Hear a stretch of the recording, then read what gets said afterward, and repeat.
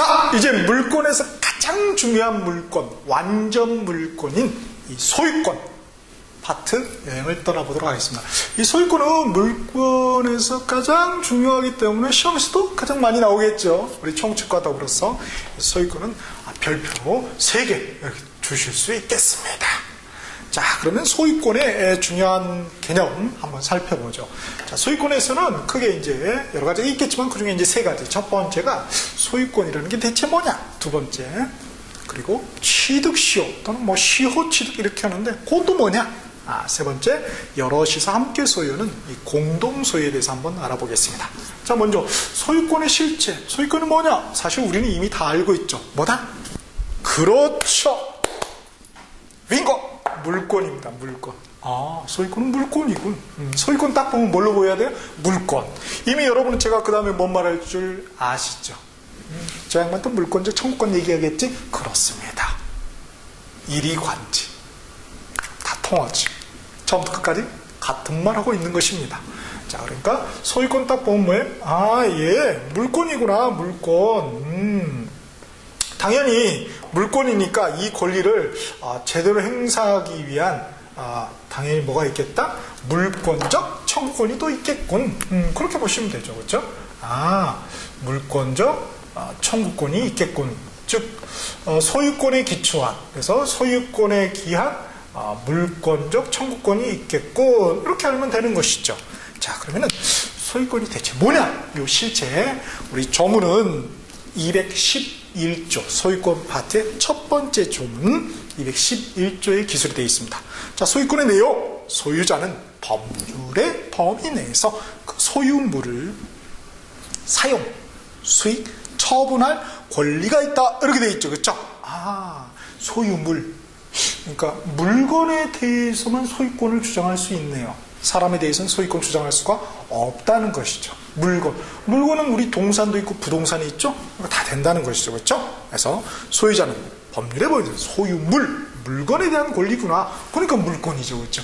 우리 점유권도 뭐예요? 물건에 대한 권리죠. 동산이든 부동산도 마찬가지 적용이 되는 거죠. 그렇죠? 그래서 우리가 그걸 뭐라고 하냐면 권리의 사람을 주체. 그렇죠? 이 물건을 갖다 우리 뭐예요? 객체 이런 말을 쓰는 것이죠. 그러니까 앞에 배웠던 점유권도 그렇고 지금 여기 소유권도 동산뿐만 아니라 이 부동산, 이 물건에 대해 그죠? 성립하는 권리구나 이렇게 이해하시면 되겠습니다. 자, 그 다음에 이제 소유권도 물권이니까 물권적 청구권이 있다고 그랬죠. 자, 그 물권적 청구권은 213조하고 214조의 기술이 되어 있죠. 자, 213조 소유물 무슨 청구권? 반환. 반환 청구권. 그래서 소유자는 그 소유에 속한 물건을 점유한 자에 대해서 반환을 청구할 수 있다. 그렇군. 그 다음 214조 소유물 방해, 제거, 그리고 방해, 예방 청구권.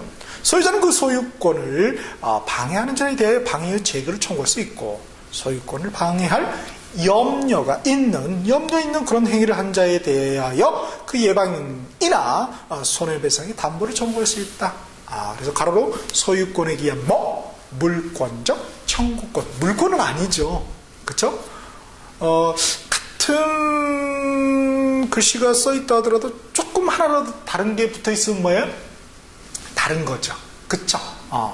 우리가 메이커를 얘기해서 좀 그렇습니다만 루이비통이 있고 그렇죠? 루이비땅이 있어. 같은 건가요? 다른 거죠. 그렇죠? 그거 똑같은 겁니다. 사실 우리 어떻게 보면은 우리가 앞으로 배워야 될 모든 그런 개념은 이미 초등학교 때 다 배우신 거예요. 국민학교 때 배우셨다고요? 좀 연식이 되셨어요. 저하고 똑같은, 그쵸? 동기시네요. 국민학교 때 이미 다 배운 것들입니다. 그런 것들은 이제, 법적인 관점에서 한번 다시 한번 그 개념들을 녹아서 이해하는 것밖에 없는 것 같아요. 제가 볼 때는. 그쵸? 계속 복수보고 있는 거야, 사실은. 자, 그렇게 돼 있고, 이제 중요한 것은 말이죠. 이 소유권이 어떻게 발생된다? 그렇죠. 법률 행위에 의해서 소유권이 발생이 되겠죠. 그런데, 우리 법률의 규정에 의해서도 소유권이 발생이 될 수 있다. 배웠죠. 어디서? 어디서? 어딘가에서 어디서 배웠냐면은 우리 법률 규정은 187조 앞에 요 물권 총칙 파트에서 배웠어요. 상속. 아버님이 돌아가셨어요. 내 상속에 의해서. 그쵸. 아버님의 의사표시가 있었나요? 아버님이 애한테 줄 거야 의사표시가 있었나요? 그냥 돌아가신 거예요. 제가 가져가겠습니다. 이렇게 의사표시가 있었나요? 없죠. 의사표시가 없으면 뭐다? 법률행위가 아니고 법률 규정이 되겠죠. 그런 법률의 규정에 의해서 아버님 돌아가시자마자 나한테는 아버님의 소유, 아파트에 대한 소유권이 나한테 넘어오는 거예요. 나한테 소유권이 발생이 되는 거예요. 뭐에 의해서? 법률의 규정에 의해서. 상속, 그죠? 경매도 마찬가지. 공용지수, 판결 이런 거 마찬가지입니다. 그런데 이상한 생각이 들죠. 법률의 규정에 의해서 발생이 되면 이미 187조에서 배웠으니까 굳이 소유권 파트에서 써놓은 필요가 없잖아요.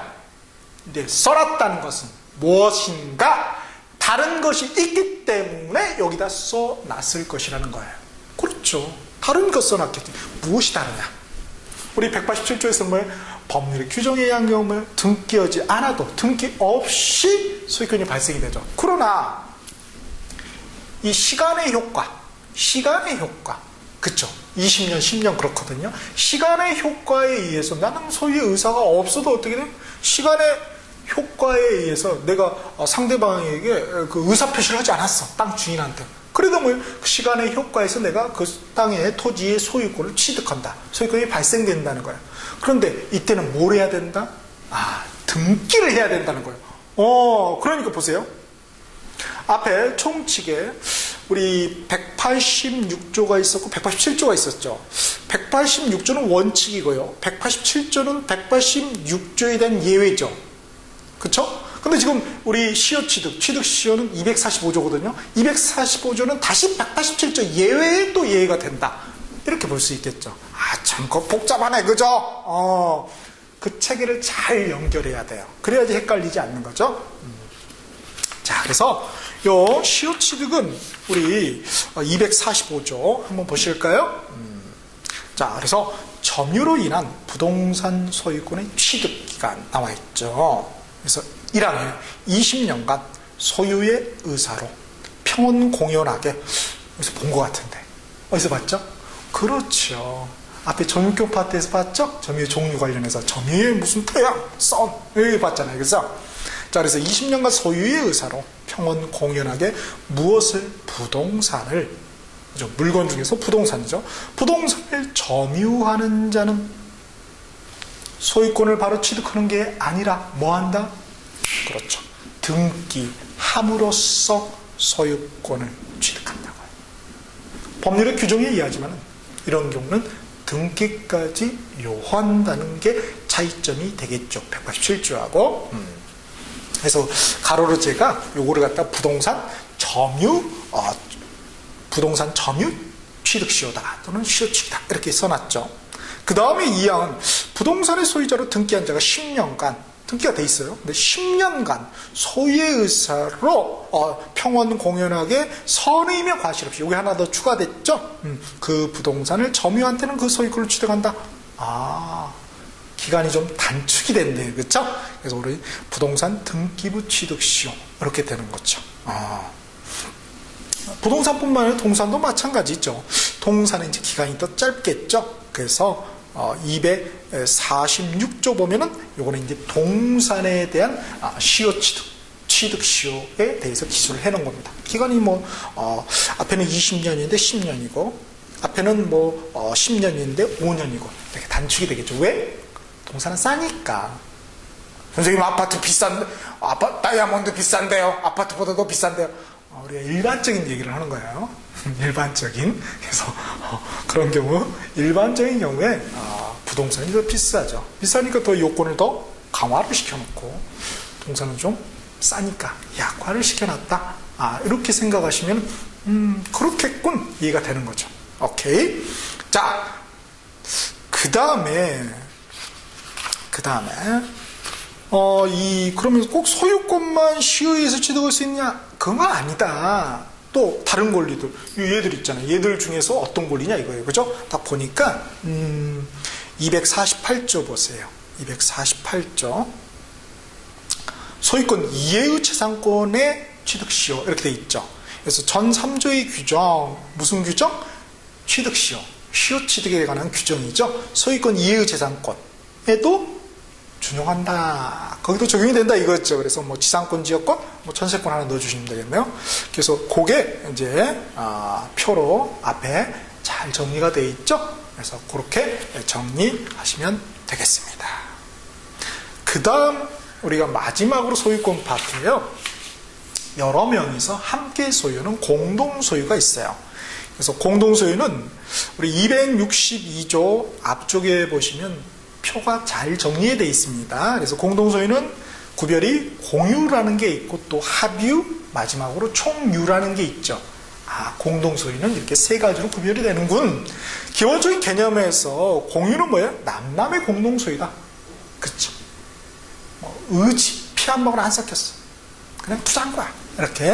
이렇게 보시면 되겠고요. 합유는 뭐예요? 이거는 뭐 동업자, 개의 공동소유다. 그러니까 어떤 공동 목적이 있는 거죠. 그에 반해서 앞에 공유는 공동 목적이 없죠. 그냥 내가 투자해서 내 돈 가져가면 땡이다 이거예요. 그렇지만은 합유는 뭐야? 예컨대 장사를 내가 같이 하고 싶은 거. 그쵸? 공동 목적이 있죠. 그에 반해서 총유는 정중교의 공동소유다. 이거는 뭐예요? 공동 목적이 있습니까? 없습니까? 있죠. 그쵸? 있고 그 다음에 정말 끈끈하다. 이렇게 볼 수 있어요. 정말 끈끈하다. 그게 바로 총유죠. 정중 같은 경우 피로 끈끈하죠. 교회 이런 것들은 어떻게 됩니까? 정신적으로 끈끈하죠. 그 정도로 그러니까 이 구별하는 기준이 뭐예요? 공동의 그런 개념의 강약에 따른 구별? 이렇게 봐도 될 것 같아요. 제일 센 게 뭐다? 총유. 그 다음에 중간이 합유. 제일 약한 게 공유. 이렇게 보셔도 좀 이해가시죠. 오케이. 자, 그럼 이제 그 조문들 보면은 공유는 우리 262조 물건에 공유되어 있죠. 자, 1항에 물건이 지분에 의해 수인이라는 것은 수인이라는 것은 죄수 말하는 건가? 아니에요. 수는 앞에 다자가 생략됐습니다. 다수인. 그렇죠. 2명 이상. 이렇게 하면 참 좋을 텐데. 그렇죠? 수인의 소유로 된 때는 공유로 한다. 이렇게 공유에 관련된 조문이 있고요. 합유는 271조 물건의 합유 1항에 보니까 법률의 규정 또는 계약에 의하여 수인의 조합체로서 물건을 소유한 때에는 합유로 한다. 이렇게 돼 있죠. 그런데 말이죠. 271조 잘 보시면은 1항에 앞에는 뭐라고 돼 있죠? 법률의 규정. 뒤에는 계약.